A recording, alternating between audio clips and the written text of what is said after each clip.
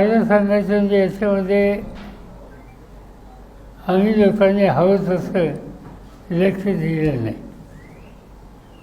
मला असंच आहे, विधानसभेच्या निवडणुका जाहीर झाल्या त्याच्या आधी दिल्लीमध्ये मला काही लोक भेटायला, 2 लोक, त्यांची नावं पत्ते हे आता माझ्याकडे नाही आहेत, पण मी त्याच्यात लक्ष दिलं नाही.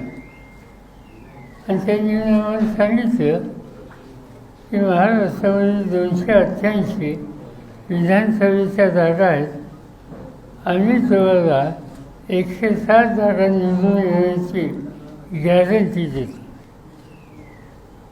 मला आश्चर्य वाटतं. आणि स्पष्ट सांगायचं म्हणजे त्यांनी जरी सांगितलं गॅरंटीचं, तरी निवडणूक आयोग या संस्थेच्या संबंधी माझ्या मनात काही शंकेची स्थिती नव्हती. आणि म्हणून असे लोक भेटत असतात, म्हणून त्यांच्याकडे मी त्यावेळी दुर्लक्ष केलं.